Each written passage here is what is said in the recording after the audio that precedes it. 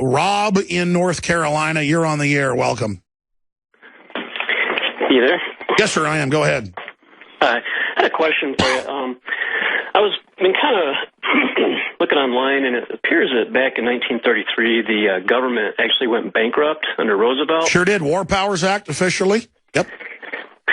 So, from that point, it looks like the U.S. government and all the cities and states and everything kind of turned into corporations.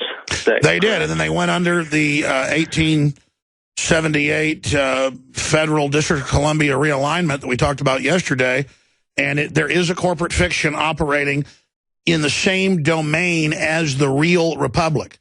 So they built a scaffolding of the fraudulent system to then slowly transfer power to that. While milking the old system, now they're preparing to fully suck dry what was left, blow it out the airlock. The enemy's now moving into its final phase. So I guess my question is, I've listened to you a couple of years now.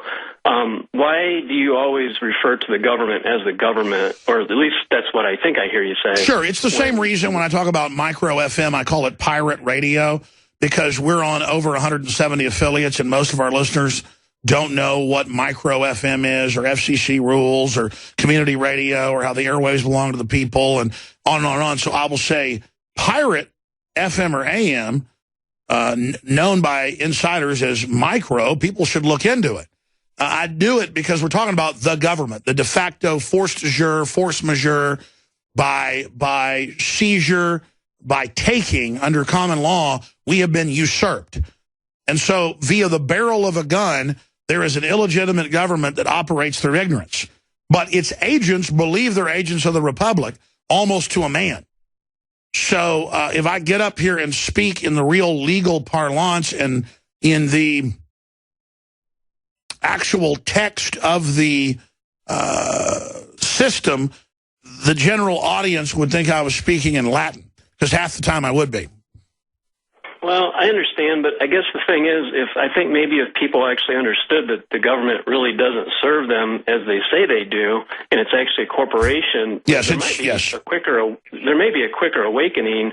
I agree. I mean, we are modeled after the British East India Company. They set up a corporation. They had a district in 2 different spots in India, and maybe 10,000 Brits, by the middle of it, controlled hundreds of millions of people.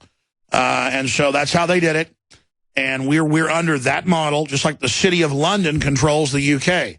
The City of London within London has a wall around it, its own laws, the highest rent in the world. It might as well be an alien spaceship that lands, a city, and then controls everything around it. I mean, that's exactly what we're talking about. And you notice the Vatican operates like that with its Swiss army. You notice Israel says it's not part of the UN and above the law. And I'm not attacking Israel, folks. I'm just stating this is how these things operate. You notice the UN says it's above the law and has its own sectors at The Hague in the Netherlands and in New York City. And who gave them land? The Rockefellers. I mean, yeah, this is hardcore what we're facing. The other thing, too, is that I may be wrong, but it looks like when this all happened that the United States citizens actually became collateralized via the Social Security system. Yes, we are collateralized, and they say that our work, our names, our children are pledged as collateral on the national debt. That's a fact. I mean, that means that we're slaves. I mean, yes. In fact, they didn't free black people at the end of the Civil War. On record, they created a system to make everyone indentured servants who then had privileges. Everyone became a slave.